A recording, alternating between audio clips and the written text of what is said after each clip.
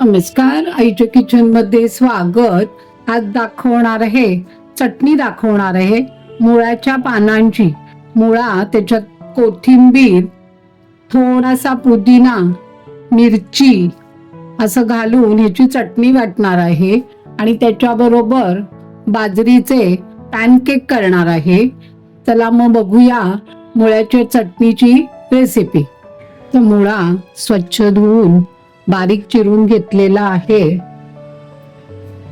हा 1 वाटी मुळा, अर्धी वाटी कोथिंबीर, मिरच्यांचे तुकडे आणि थोडासा पुदिना आणि वाटताना मीठ, थोडंसं पाणी आणि थोडं लिंबू रस असं घालून आपल्याला ही चटणी वाटून घ्यायची आहे। मिरची, 3-4 पुदिन्याची पानं आहेत। थोडंसं पाणी घालते, खूप नाही घालणार आहे आधी। मीठ आणि लिंबू रस याचं घालून आता वाटून घेते। आपली मुळ्याची चटणी तयार झालेली आहे। हे सांगितलं तरच कळेल की ही मुळ्याची चटणी केली आहे। किती छान हिरवा रंग आलेला आहे। आता आपण बाजरीचे पॅनकेक करणार आहोत, त्याची रेसिपी बघूया। आता पॅनकेक करता पीठ भिजूया। हे मी बाजरीचं पीठ घेतलेलं आहे। थंडी करता बाजरी खूप अतिशय छान उष्ण आहे, म्हणून थंडीतच खाल्ली जाते। हे मी 1 वाटी बाजरीचं पीठ घेतलेलं आहे। हिरव्या मिरचीचा ठेचा, आलं आणि हिरवी मिरची असं वाटून घेतलेलं आहे। आणि भाजी आहे माझ्याकडे, ही मेथी आहे, थोडीच होती ती मेथी चिरून घेतलेली आहे। कोथिंबीर आहे, तुमच्याकडे पालक, मेथी, मुळा किंवा गाजर असं काही आवडत असेल तर त्या आपण भाज्या घालायच्या आहेत। मी आता ही कोथिंबीर घालतीये आणि मेथी घालतीये। आता हळद, पाव चमचा, जिरं,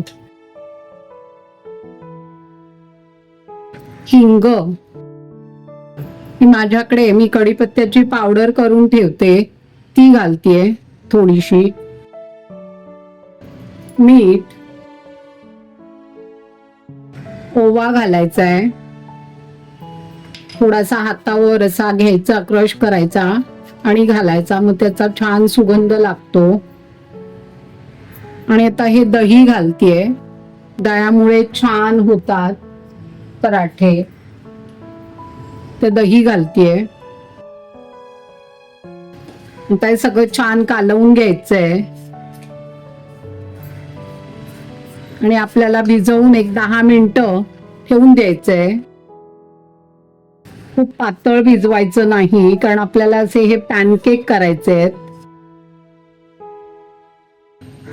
आता पीठ भिजवून झालंय, तर मी फक्त विसरले, याच्यात आपल्याला तीळ घालायचे आहेत। मी सांगायची विसरले, आता घालूया आपण तीळ।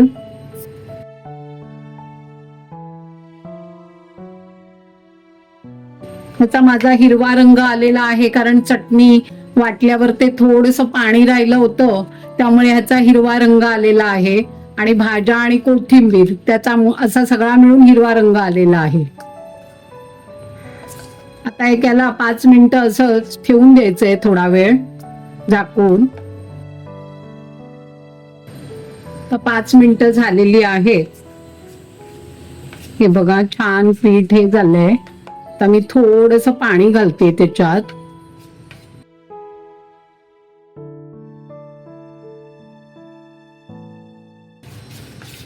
एकीकडे गॅसवर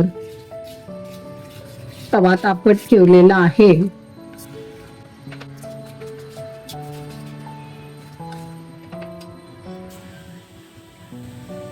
तर तवा तापलाय, तर थोडं तेल घालतीये।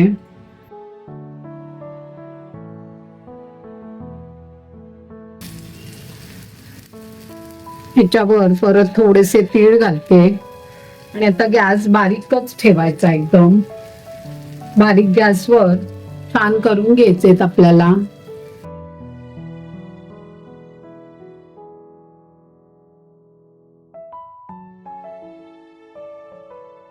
आता बघूया या बाजूनी झाला असेल तर.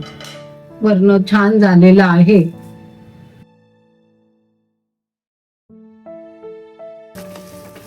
बारीकच गॅस ठेवायचा आहे. बारीक गॅसवरच आपल्याला हे करून घ्यायचंय. आता हा झालेला आहे. आता काढून घेते. तर दुसरा करूया. वर तेल टाकते थोडेसे. थोडं तेल साईडला. आता हा दुसरा टाकला होता तो पण आता होत आलेला आहे. आता मी बाकीचे होतील ते सगळे करून घेते. बाजरीचे पॅनकेक तयार आहेत. गुळाच्या चटणी सोबत आस्वाद घ्या. लाईक करा, शेअर करा आणि कॉमेंट्स करा.